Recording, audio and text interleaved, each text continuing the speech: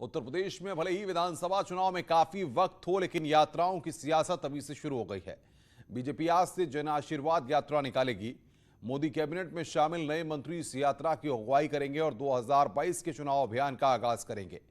वहीं अखिलेश यादव ने नया नारा देकर सियासी बिछाद बिछाने की कोशिश की है।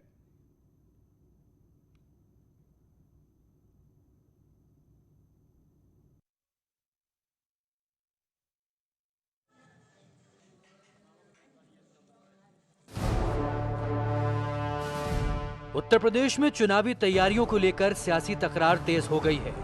बीजेपी अपनी सरकार की उपलब्धियों के नाम पर जनता के बीच जाने की प्लानिंग में है, तो विपक्ष भी आरोपों के जरिए जनता का दिल जीतने का दम भर रहा है। दोनों तरफ से दावे किए जा रहे हैं और 2022 में सरकार बनाने का ख्वाब हर कोई देख रहा है। चुनाव अभियान को धार देने के लिए बीजेपी जन आशीर्वाद यात्रा का सहारा ले रही है। यात्रा की जिम्मेदारी उन मंत्रियों को सौंपी गई है जो हाल ही में मोदी कैबिनेट का हिस्सा बने हैं। 2022 के चुनाव की तैयारी में जुटी बीजेपी अब जन आशीर्वाद यात्रा के जरिए वोटरों का आशीर्वाद लेने की तैयारी कर रही है। जन आशीर्वाद यात्रा के तहत प्रदेश के तमाम केंद्रीय मंत्रियों के अलग अलग जिलों और अलग अलग क्षेत्रों में रूट तय कर दिए गए हैं। इस आशीर्वाद यात्रा के जरिए प्रयास ये है कि सभी केंद्रीय मंत्री न सिर्फ इस कार्यक्रम के जरिए कार्यकर्ताओं से संवाद करेंगे, पार्टी के पक्ष में माहौल बनाएंगे, बल्कि सरकार के कामकाज को लेकर लोगों को जागरूक भी करेंगे। बीजेपी को उम्मीद है कि आशीर्वाद यात्रा से न सिर्फ चुनाव अभियान तेज होगा, बल्कि पार्टी को 2022 में जीत भी मिलेगी। दूसरी तरफ विपक्ष भी अपनी कसरत में जुटा है।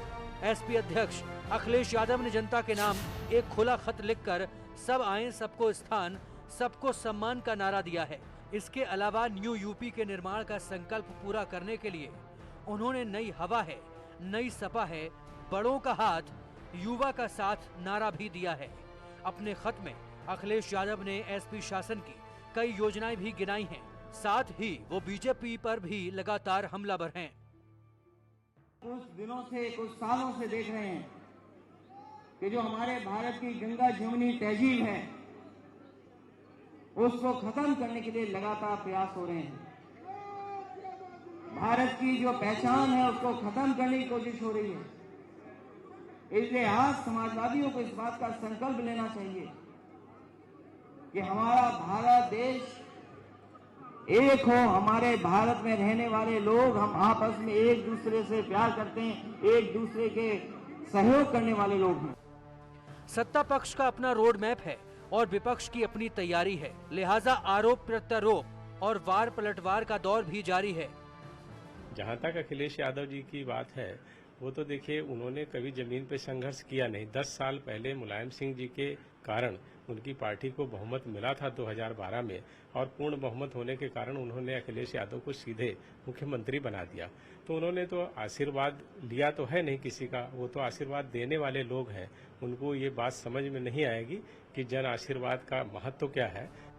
चुनाव नजदीक है और चुनौतियां ज्यादा हैं, लिहाजा आने वाले दिनों में राजनीतिक दल जनता को साधने के लिए हर मुमकिन कोशिश करेंगे। इसके अलावा बयानबाजी भी हावी होती रहेगी, मगर जनता का आशीर्वाद किसे मिलेगा ये चुनाव के नतीजे ही बताएंगे। Bureau report, news 18।